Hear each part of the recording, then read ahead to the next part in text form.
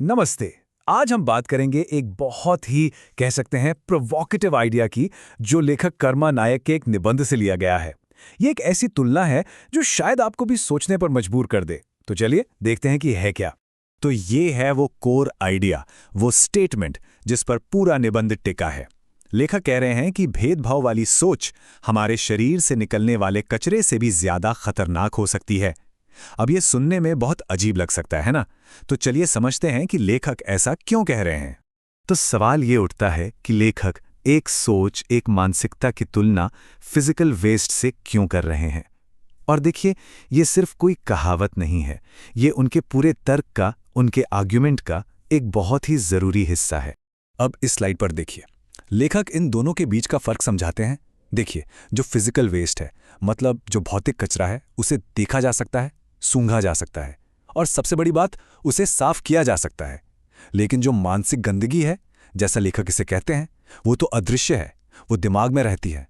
उसे बाहर से कोई कैसे साफ करेगा? और यही बात लेखक के अनुसार इसे कहीं ज्यादा खतरनाक बना देती है। और बात सिर्फ प्रेजुडाइज या किसी के बारे में बुरा सोचने तक ही सीमित नहीं है।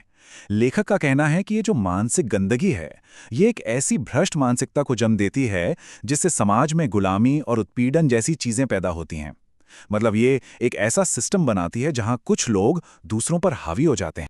अच्छा, अब अपने आर्ग्यूमेंट को और साफ करने के लिए लेखक दो खास शब्दों का इस्तेमाल करते हैं। एक उन लोगों के लिए जो इस सोच को रखते हैं, और दूसरा उनके लिए जो इसका शिकार होते हैं। चलिए देखते हैं ये कौन से शब्द हैं।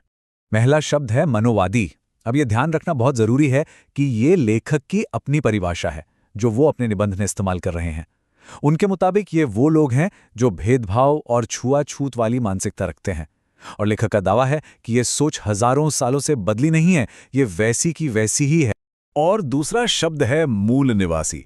लेखक इस शब्द का इस्तेमाल उस जमीन के मूल निवासियों के लिए करते हैं जिन्हें वो इस मनुवादी मानसिकता का सबसे बड़ा और पीढ़ियों से चला आ रहा शिकार बताते हैं।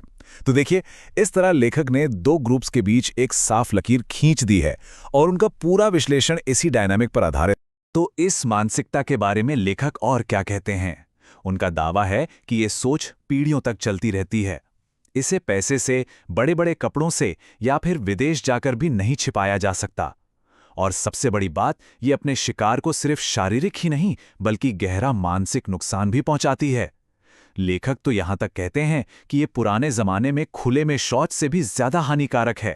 लेखक का ये कोट उनके इस पॉइंट को और भी ज्यादा साफ कर देता है। देखिए वो क्या लिखते हैं।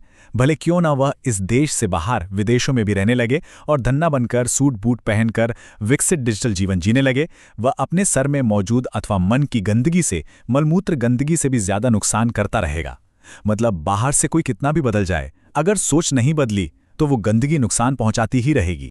अब लेखक अपनी बात को एक और लेवल ऊपर ले जाते हैं। वो इस माइंडसेट की तुलना एक बहुत ही मॉडर्न, एक बहुत ही तकनीकी खतरे से करते हैं, और ये शायद उनके पूरे आर्ग्यूमेंट का सबसे चौंकाने वाला हिस्सा है। तो सवाल ये उठता है कि लेखक के हिसाब से ये मनुवादी कचरा आखिर कितना टिकाऊ, कितना परमानेंट है, इसकी जहरीली ताकत कितनी है। और यहां आता है लेखक का सबसे बड़ा और सबसे एक्सट्रीम कंपैरिजन।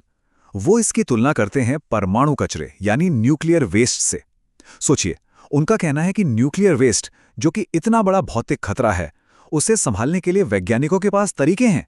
लेकिन इस मनोवादी कचरे को, इस मानसिकता को कंट्रोल करने का तरीका किसी वैज्ञानिक के पास नहीं है। क्यों?